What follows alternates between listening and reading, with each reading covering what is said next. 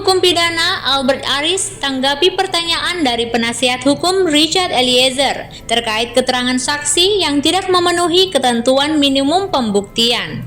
Menurut Albert, objektivitas dari keabsahan keterangan saksi yang pertama keterangan diberikan di muka persidangan, kedua di bawah sumpah, ketiga tidak harus mengenai apa yang dilihat, didengar, dan diketahui. Menurutnya, keterangan satu saksi yang disertai alat bukti sah lainnya itu sudah memenuhi ketentuan minimum pembuktian. Dalam Delneming tadi tidak ada saksi pelaku, tapi ini dalam konteks perlindungan. Dan 5 item tadi tidak harus selalu dipenuhi secara kumulatif. Karena contoh ada poin C mengatakan asetnya nanti dikembalikan dan sebagainya. Kan nggak ada kaitannya pembunuhan dengan aset tiba-tiba gitu kan ya. Belum tentu ada kaitannya tepatnya gitu. Jadi memang ini adalah 2 hal yang berbeda dan ketika memenuhi persyaratan yang ditentukan dalam pasal 28 dan sesuai dengan tadi penjelasan pasal 5 ayat 2 yang menurut ukuran objektif, perlindungan itu bisa diberikan terhadap seorang yang memang mau mengungkap suatu kejahatan. Dan boleh saya tambahkan sedikit lagi?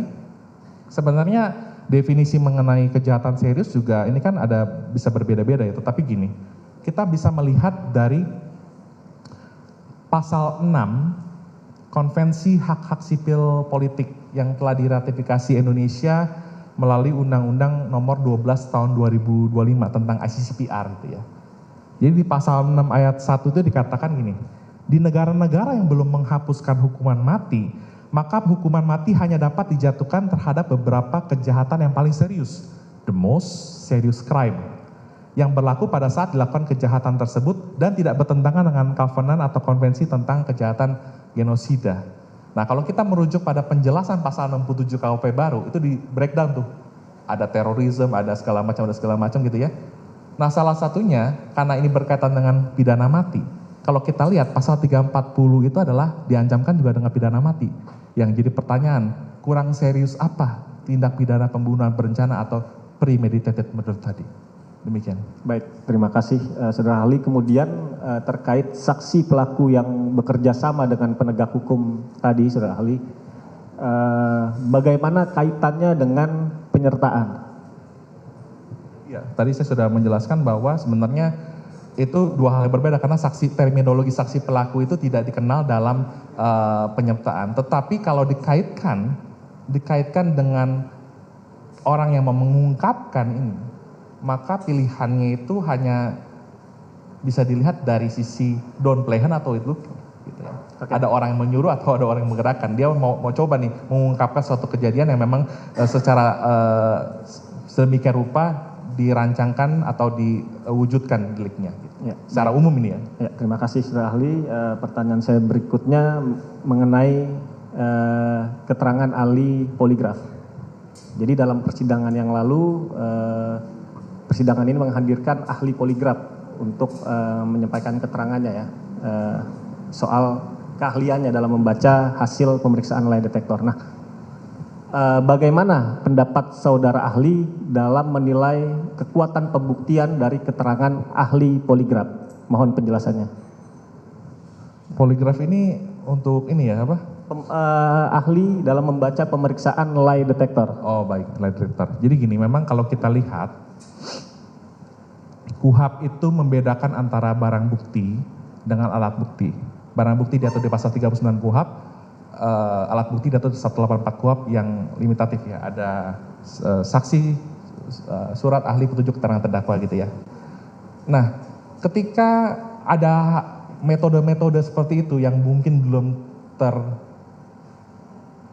atau diatur dalam KUHP karena prinsip hukum acara itu adalah limitatif dan imperatif, kan terbatas dan memaksa. Dan kita ketahui bahwa KUHP ini dari tahun 81 tentu sudah banyak tidak update dengan perkembangan terkini, teknologi dan sebagainya.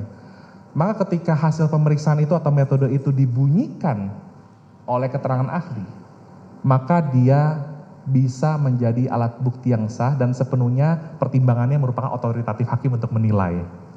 Ya kan? Tapi saya perlu tegaskan bahwa petunjuk yang merupakan aksesoar evidence itu tidak bisa mendapatkannya dari alat bukti ahli, hanya dari surat, saksi, dan keterangan terdakwa. Tapi kedudukan yang sudah dibunyikan tadi itu memiliki kekuatan pembuktian atau bawis-kerah ya sebagai alat bukti yang sah. Terima kasih Surali. Pertanyaan selanjutnya mengenai asas unus testis nullus testis atau satu saksi bukan saksi. Bagaimana ahli memandang asas yang tadi saya sebutkan jika ada klaim yang menyatakan bahwa keterangan seorang saksi tersebut tidak memenuhi ketentuan minimum pembuktian? Mohon ahli jelaskan. Iya, jadi bicara tentang objektivitas dari keabsahan keterangan saksi, yang pertama adalah keterangan itu diberikan di muka persidangan. Yang kedua di bawah sumpah. Yang ketiga tidak mesti mengenai apa yang dia lihat, didengar dan diketahui. Ini adalah konsekuensi dari putusan MK tentang pengujian pasal 185 KUHP. Nah jadi memang tidak mudah memahami asas unus testis nullus testis. Tetapi siang hari ini izinkan saya menyampaikan tanpa bermaksud menggurui. Terkadang ada kekeliruan dalam memaknai asas itu. Bahwa ketika satu saksi itu hanya ada satu orang, dia tidak cukup membuktikan. Padahal kalau kita lihat di ayat-ayat berikutnya, keterangan satu saksi itu yang disertai dengan alat bukti sah lainnya, itu sudah memenuhi ketentuan bawis minimum atau ketentuan minimum pembuktian. Masalah itu berharga atau tidak, berkualitas atau tidak, itu merupakan otoritatif hakim. Jadi bahkan kalau menurut mentor saya, Opung Victor Huta Barat, moga-moga menonton juga, beliau seorang hakim, beliau mentor saya, izin majelis, saya ngomongnya ketaharu karena beliau mengajarkan saya cukup lama. Bahkan keterangan 2 orang saksi pun cukup untuk membuktikan. Dan tadi satu saksi plus alat bukti yang lainnya itu juga cukup untuk memenuhi ketentuan minimal pembuktian atau bawis minimum. Baik, saudara ahli, saya sampai pada pertanyaan saya yang terakhir melanjutkan yang tadi ya. Jadi jika demikian dalam hukum acara pidana mana yang lebih penting? Kualitas keterangan saksi atau kuantitas? Mohon ahli jelaskan. Ya, mau 1000 bukti atau 1000 alat bukti.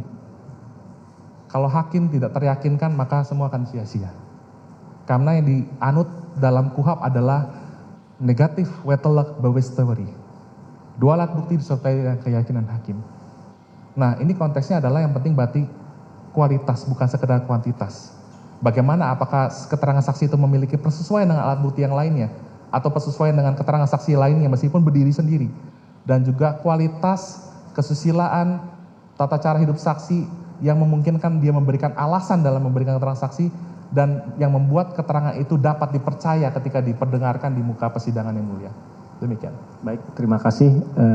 Dilanjutkan oleh rekan saya.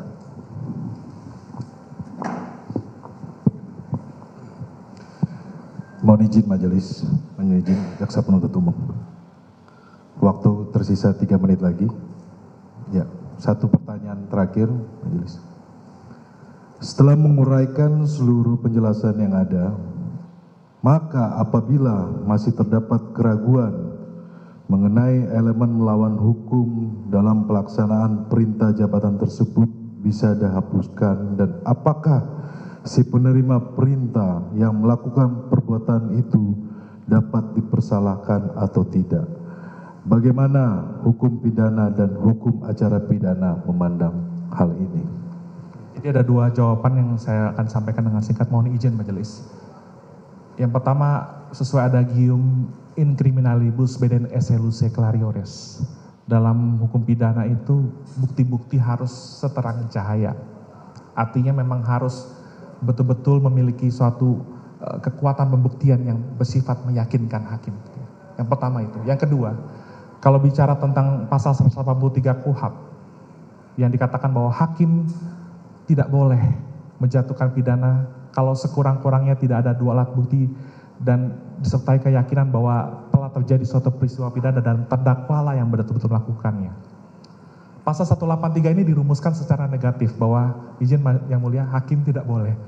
Nah berarti memang berlakulah adagium indubio pro reo, bukan indubio pro lege fori. Artinya dalam keraguan-raguan hakim harus membebaskan terdakwa. Demikian majelis. Terima kasih majelis.